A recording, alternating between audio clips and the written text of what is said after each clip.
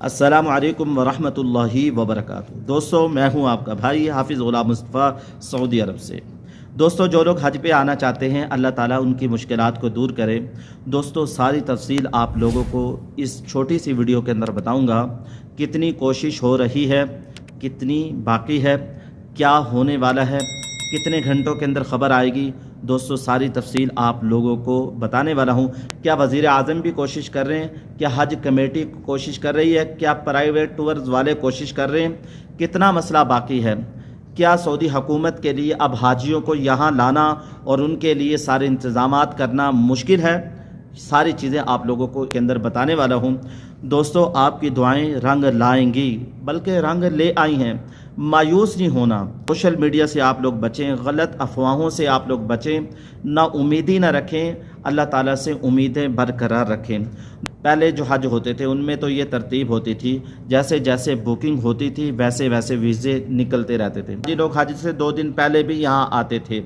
अब निज़ाम बदल चुका है, क्योंकि नया निज़ाम था, पाकिस्तान उसको संभाल नहीं सका, उसको सही तरतीब से ले नहीं सका, और मुल्क भी इसमें शामिल है, ले नहीं सका। इस वजह से ये सारी परेशानी आई है। आप लोगों को बता दूं दोस्तों, पाकिस्तान के साथ दूसरे मुल्क भी खुशखबरी का इंतज़ार कर रहे हैं। ये खुशखबरी इंशाअल्लाह चंद घंटों में आप लोगों को मिलेगी। देखिए, हम भी अल्लाह पर तवक्कुल करके आप लोगों के लिए दुआएं कर रहे हैं, बहुत सारे लोग दुआएं कर रहे हैं। दोस्तों, अल्लाह के लिए कोई मुश्किल नहीं है। वो अल्लाह जो पत्थर से हामला ऊँटनी को निकाल सकता है और बाहर आके वो बच्चा दे, उस अल्लाह के लिए क्या मुश्किल है। वो अल्लाह जो हज़रत इब्राहीम अलैहिस्सलातु वस्सलाम को नमरूद की ख़तरनाक आग के अंदर ज़िंदा रख सकते हैं। जब उनसे पूछा गया तो उन्होंने कहा कि सबसे बेहतरीन दिन मेरे वो थे जो आग में गुजारे हैं। रस्सियाँ तो जल गई, हज़रत इब्राहीम अलैहिस्सलातु वस्सलाम का एक बाल भी नहीं जला। तो अल्लाह ताला ने उनके लिए वहाँ भी जन्नत बना दी, आग को उनके लिए गुलजार बना दिया, ना ज़्यादा ठंडी ना ज़्यादा गर्म। दोस्तों, मैं बयान करने तो आया नहीं हूँ, आप लोगों को तफसील बता देता हूँ। ये वाक़ई इसलिए बयान कर रहा हूँ, अल्लाह के यहाँ कोई मुश्किल नहीं है, ये सारे मसले आप लोगों के हल होंगे। बाद लोग कह रहे हैं वज़ीर आज़म कोशिश नहीं कर रहे, बाद लोग कह रहे हैं सऊदी हुकूमत अब इंतज़ामात नहीं कर सकती, उनके इंतज़ामात कम पड़ गए हैं। पिछले साल भी बहुत सारे हुज्जाज कराम शहीद हुए, लिहाजा सऊदी हुकूमत अब इजाज़त नहीं देगी। दोस्तों, ये मायूसी वाले जुमले हैं, अल्लाह से उम्मीदें रखनी हैं। सारी तफसीलें आप लोगों को बता देता हूँ।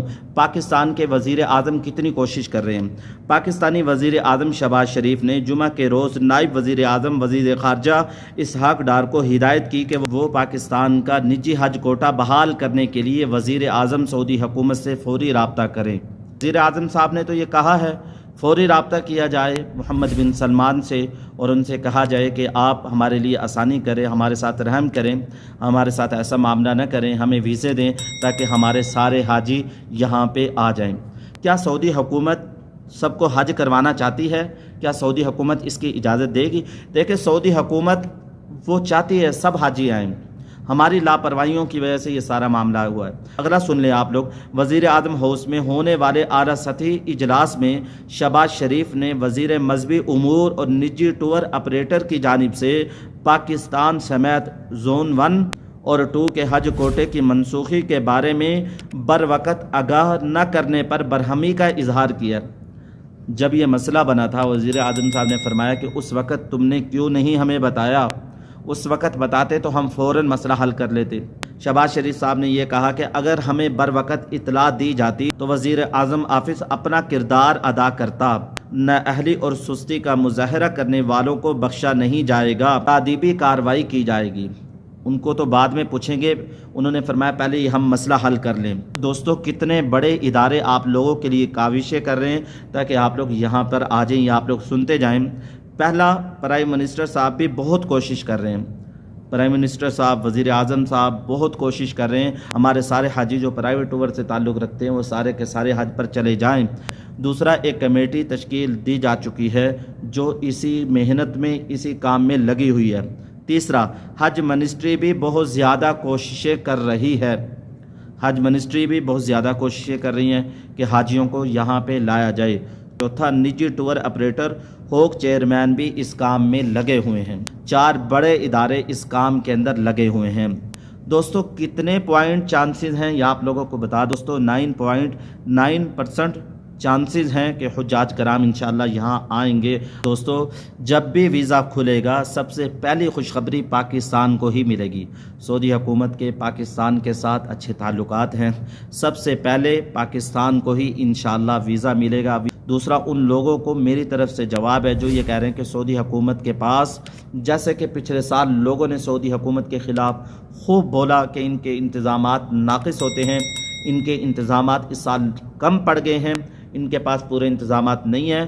دوستو یہ وہ لوگ ہیں جو اس سال 2025 کے کوٹے میں سے ہیں، یہ وہ حاجی ہیں جو اس سال 2025 کے کوٹے میں شامل ہیں۔